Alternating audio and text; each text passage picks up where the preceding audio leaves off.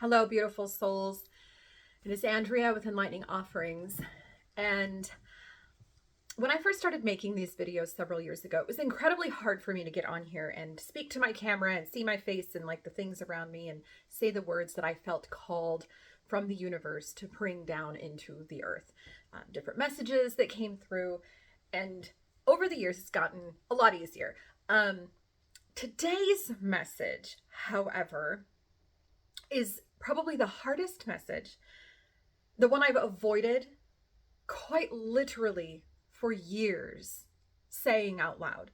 Something that has become so loud and in my reality so fiercely that I cannot avoid sharing this message anymore. And I don't know if it is divine timing or if the gap is closing or what, but I do apologize to the universe, to my higher self, to anyone who needed this message before I was ready to share it, for not doing the thing, gathering my inner courage, and sharing this sooner.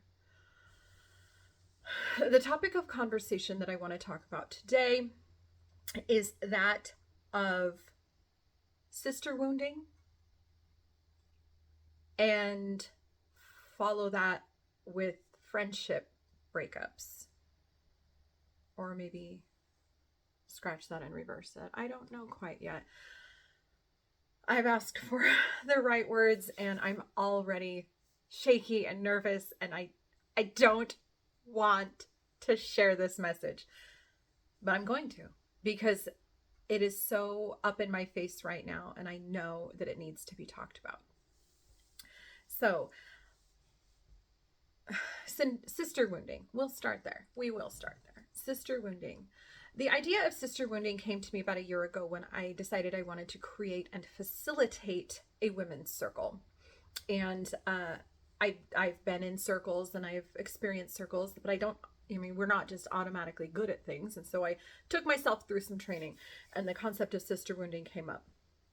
Essentially, it is the idea that throughout history, women in previous generations specifically were pitted against each other for the purpose of catching a good man, right? We didn't have the rights. We didn't have the right to have a credit card without a man co-signing for us until the 70s, 1970s. So imagine the freedoms that we enjoy now that we literally take for granted, have no idea how to exist without that. And the only way that we can survive reality is through marrying a good man. And so we're pitted against our sisters. We who are carrying the majority of the feminine energetics of nurturing and love and compassion and support are literally pitted against each other from that root chakra place of safety and security, that if I don't beat her out of this marriage mart space, then I might end up with a very unhappy or abusive relationship. Are you watching Bridgerton? The prime example of this is Cressida. So where she is in a very unsupportive, powerless lifestyle, living in a very dark, austere household. The only person on her side is her mother, who turns out has just as little power as she does.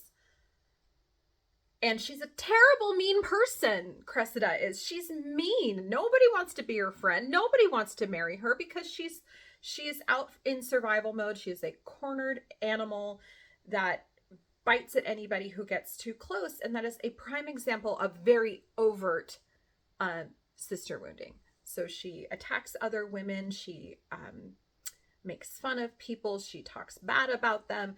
And it's almost like a self-fulfilling prophecy in the end for her. But that's just the most prime example that I've been seeing in social media lately. And it made me really think of examples in my life where I had been wounded by other women, either intentionally or accidentally. It made me look back on my life in ways that I have wounded other women.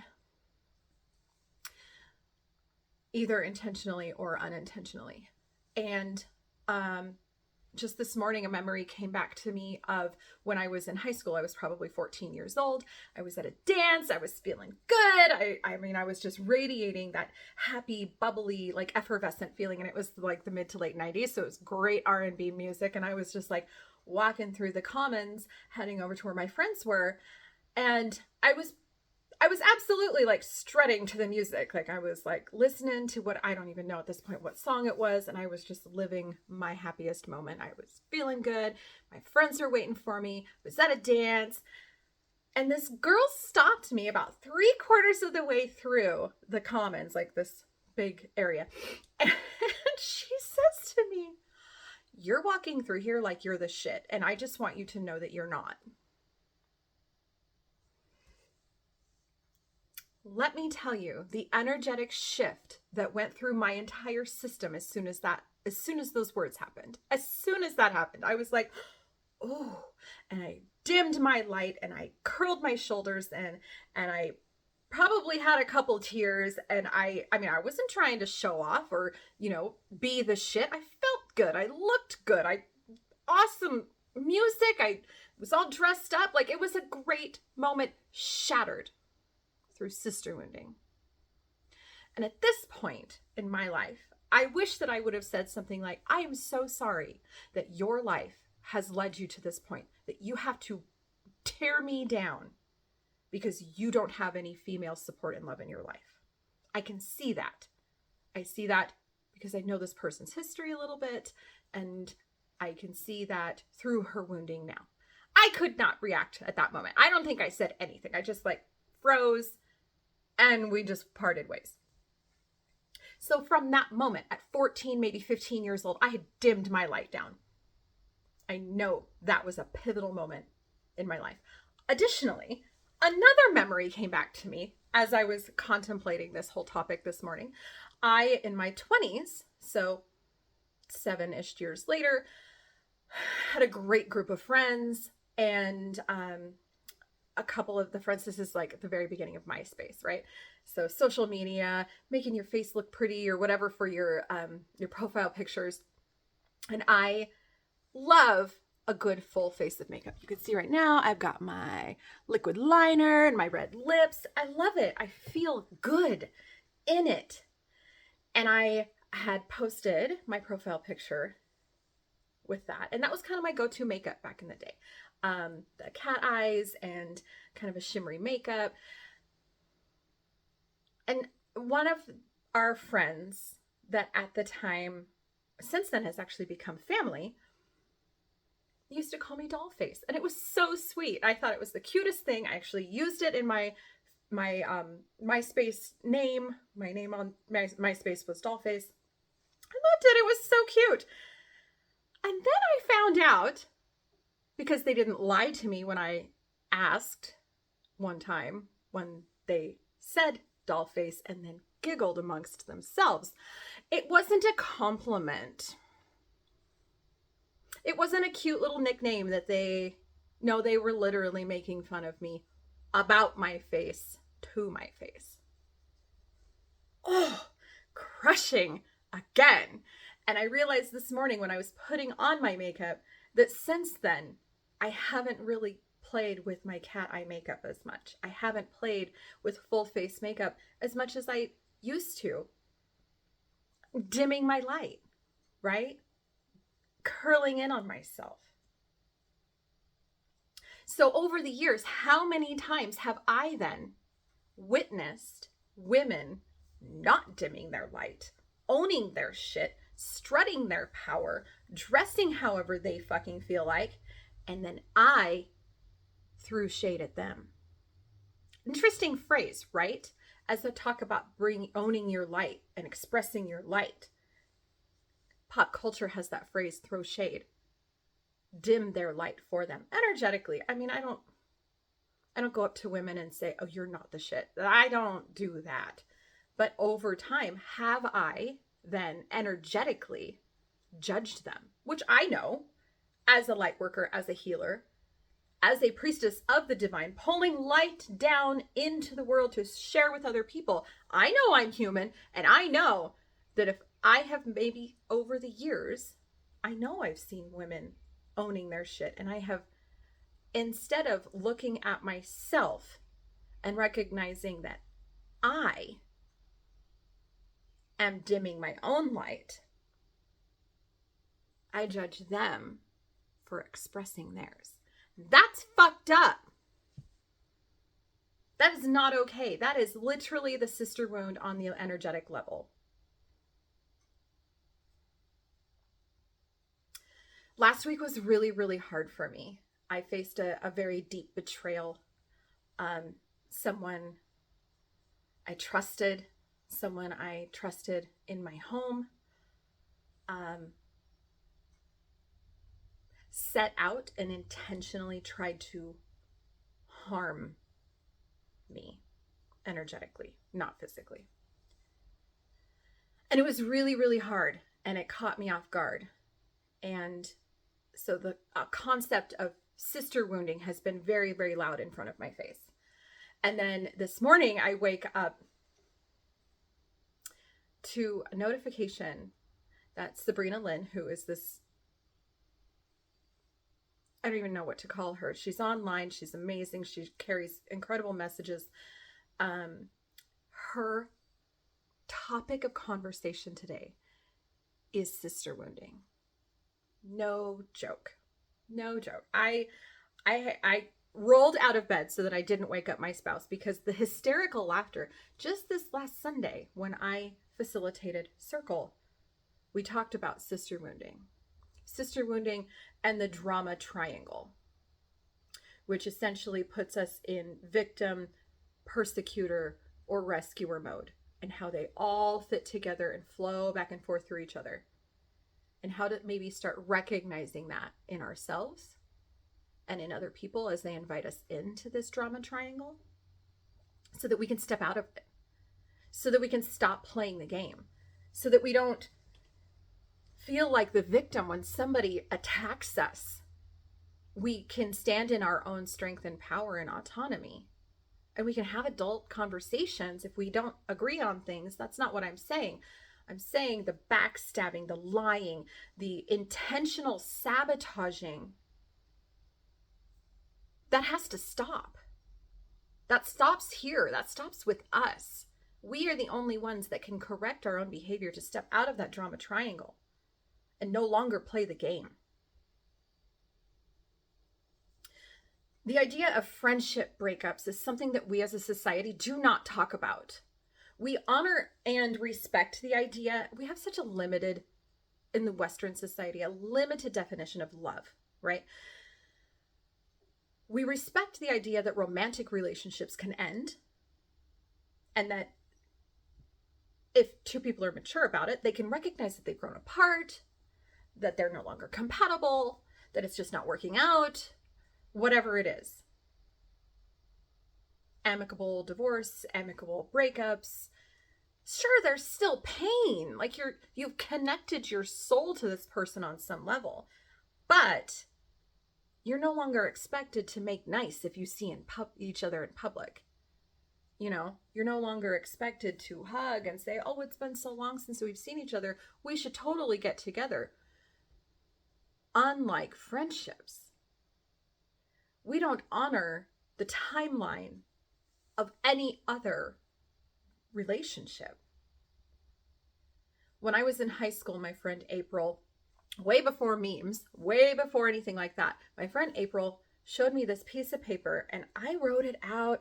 I put it on an 8.5 by 11 piece of printer paper with all my colored pencils, and I had it on my bedroom wall for years, and I looked for that thing to actually show, because this has been coming for a week and a half now, probably 2 weeks almost. Waking up this morning to Sabrina Lynn's message was like, say the words, Andrea, just do the thing.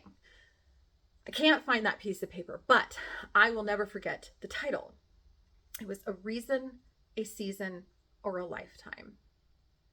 And that piece of paper has served me so deeply for the last 30 years, almost 28 years. of my life, just helping me to see that not every relationship is meant to last forever. Sometimes people come into our life for a short reason, just to teach us a quick lesson, to experience something, and then they're gone. Sometimes they're here for a season, an extended period of time, but not forever. And sometimes they are here for a lifetime, to walk beside us, to help guide us, to show us the reason that we're here and what lessons we needed to be learning, and help us evolve as human beings. But not everyone is. And just because you were friends with someone in elementary school or in high school doesn't mean you're the same person now. So why would you try to hold on to an energetic cord with someone when you're not those people anymore? You know, we say that in marriages, right? You have to grow together or you're going to grow apart. So why don't we as society honor and respect that? That as humans, if we don't grow together, we've grown apart, and that's okay. And sure, there's pain and a little bit of soul wrenching when we break apart. But that doesn't mean that it's not the right thing to do. Pain is information, but it doesn't mean always stop. So, my friends, look at your circle, look at your life. Who are you in a drama triangle with? Do you typically play the rescuer, the victim, the persecutor? Is there a way for you to step out of that and stop the sister wounding that you receive or that you give? Look for patterns, repeat themes, the same people in different bodies. We talk about that as relationships, as romantic partners.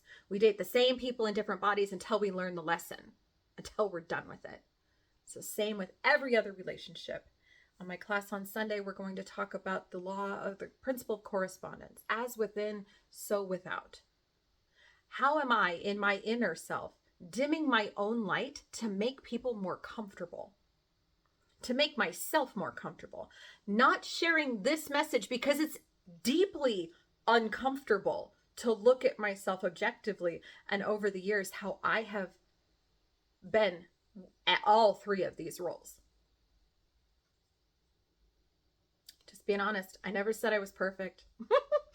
Just because I'm here to help heal doesn't mean that I am done healing. There is no finish line. I was just trying to be better today than I was yesterday. And I know I do that. I have a lot of grace for myself and my human self, humanness, because I try to be reflective objectively at my actions, but that doesn't mean I'm perfect. I'm still trying to heal. And these realizations of my part in the drama triangles that I've participated in, the friendship breakups that probably should have happened a lot sooner. I genuinely do want the greatest good for you, for me, for the whole world. I just got a flash. Sandra Bullock in Miss Congeniality. I really do want world peace. I really do want your greatest good. I really do want my greatest good. I wish you so much love and so much light and so much happiness. I wish us all the courage and freedom to stop dimming our lights to make other people and ourselves more comfortable. Expand. Show that light to the world. So many blessings to you all.